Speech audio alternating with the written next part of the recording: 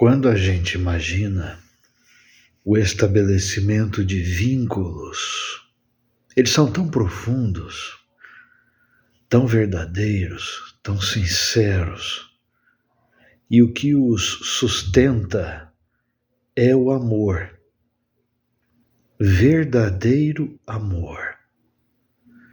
Não apenas encantamento, não apenas paixão, amor mesmo.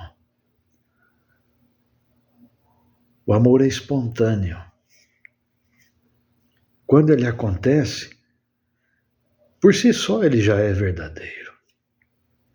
Não existe nem amor falso, não é? Por isso precisamos repensar. Amor verdadeiro é uma expressão que a gente usa, uma expressão corriqueira. Amor verdadeiro, mas não existe amor falso. Existe o amor e existe o desamor. Existe a presença do amor e existe a ausência do amor. Portanto, quando o amor ocorre, já estamos alicerçados na verdade e não na mentira, na ilusão, na fugacidade. É perpétuo, é para sempre, é infinito, é eterno. Essa é a definição teológica de Deus, não é? Deus é amor. Sendo Deus eterno, o amor é eterno. E nós, seres humanos, fomos feitos à imagem e semelhança de Deus, que é amor. Portanto, esse amor nos habita.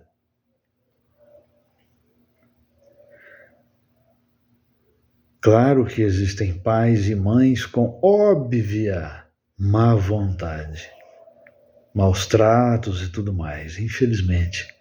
Um erro de percurso, não é? Por outro lado, existe realmente o estabelecimento do amor genuíno, de uma mãe pelos seus filhos, de um pai pelos seus filhos e dos filhos pelos seus pais. E não só entre seres humanos, Deus é tão bondoso que ele manifesta o seu amor também na natureza, colocando, por exemplo, como companheiros de viagem para o ser humano, bons cãezinhos de estimação. Aqueles que tiveram o privilégio de fazer uma experiência com golfinhos também perceberam uma relação muito profunda, muito transcendente até, entre o golfinho e o ser humano, assim como ocorre entre o cãozinho e o ser humano. Algumas pessoas dizem também que existe entre o cavalo e o ser humano uma relação de fidelidade, de afeto profundo.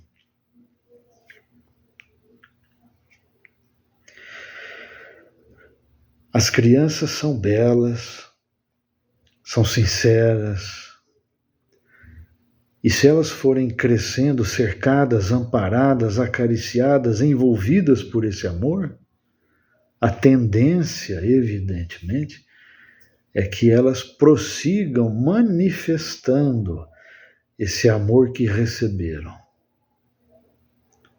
Estiveram plenas de afeto.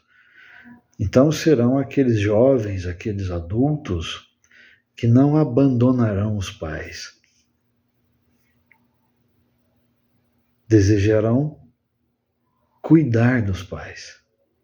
Desejarão cuidar.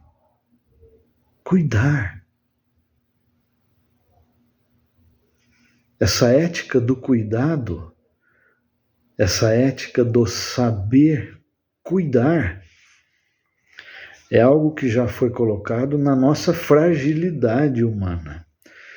Porque um filhotinho de passarinho, um filhote da vaquinha, logo ele precisa aprender a se virar, senão o predador vem e mata ele. Então ele voa rápido, o passarinho, ele sai caminhando logo, filhote da vaquinha. O ser humano não, se você deixar o ser humano solto, sozinho, recém-nascido, sem cuidados, ele morre. Essa é a importância do cuidado.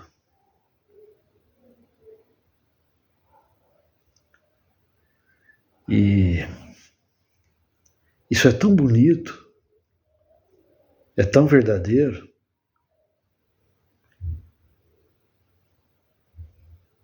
E mesmo na hora da dor, do desespero, da doença e da morte física, nós temos sim, dentro de nós, essa esperança de plenitude, essa certeza de eternidade.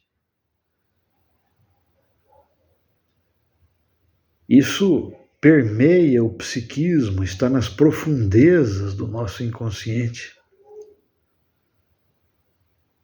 Isso não pode ser falso. E a teologia nos garante, na fé, que sim, temos dentro de nós a semente da eternidade.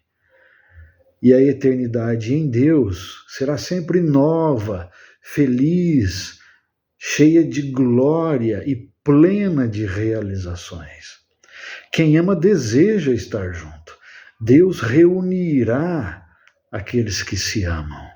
O céu é a restauração da vida ao redor do Criador. Pense só se você educa uma criança nesse mistério da fé, nessa esperança convicta de que o amor não vai acabar e a morte não é o fim. Faremos a nossa passagem, da luz viemos, para a luz retornaremos. A nossa morada definitiva é o paraíso celestial. Lá existem muitas moradas, garantiu Jesus de Nazaré, não é? Então, vale a pena educarmos, sim, as crianças na fé, abençoando as crianças, rezando junto com elas, ensinando-as a rezar, observando as crianças, dando mais atenção a elas, porque elas estão atentas a nós. Brincar com elas, cantar com elas, abraçar, fazer cafuné, acalmar, dar a elas sentido e significado de existência. A vida é importante, a sua vida é importante, a nossa vida é importante. Importante quer dizer isso, né? Levar para dentro, importar, levar para dentro.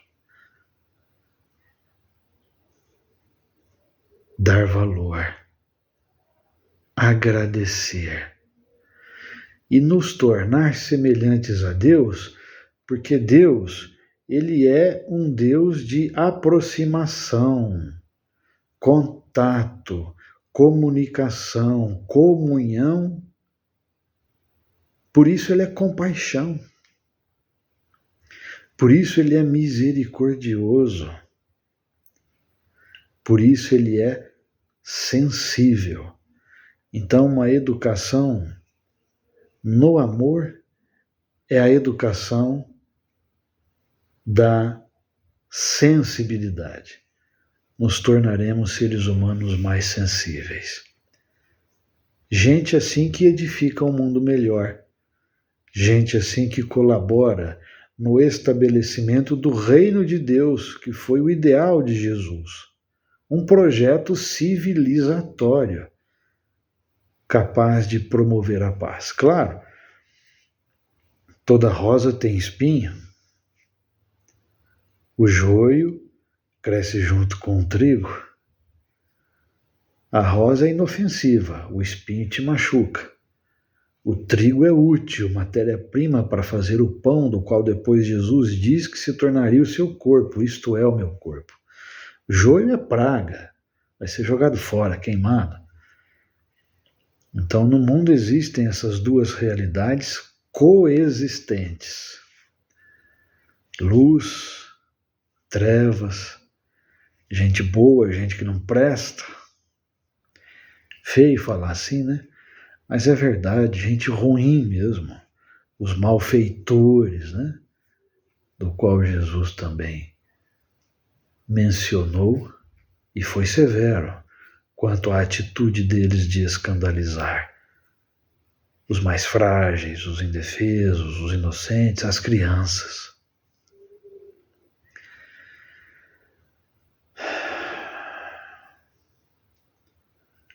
Dizendo uma coisa aqui bastante óbvia, né? Mais uma. Todo adulto já foi criança, mas nenhuma criança foi um adulto. Por isso, a convivência é importante. A criança ensina, a criança educa, o adulto aprende.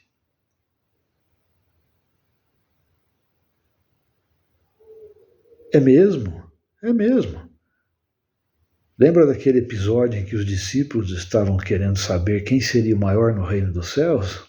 Aí Jesus chamou uma criança e disse: se vocês não se tornarem semelhantes a uma criança, vocês nem entrarão no reino dos céus. Então a criança educa, a criança ensina. O adulto sensível que percebe, que compreende a criança que ele também um dia foi, uma criança com sonhos, desejos, expectativas, mas também com medo, com ansiedade, com melancolia. O mundo adulto é tão estranho, né? Esse adulto que assim compreende, desenvolvido nessa sensibilidade amorosa, ele vai compreender melhor a infância e vai educar melhor uma criança. Então ele aprende com a criança e educa a criança. A criança, sem perceber, educa o adulto e aprende com o adulto.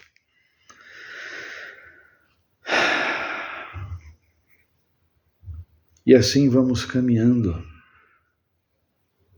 até o final da nossa peregrinação terrestre. Mas a fé nos garante, a esperança nos garante. O definhamento físico não é o final. A morte nos lançará para a vida definitiva, eterna, espiritual, ressuscitada. E aí nos conheceremos quem realmente somos. Nos veremos face a face. A plenitude do nosso ser será completamente compreendida. Seremos transfigurados, transformados. E aquele que veio, bendito aquele que veio, em nome do Senhor,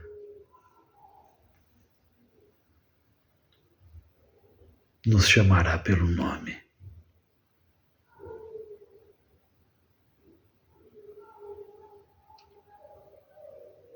Amém.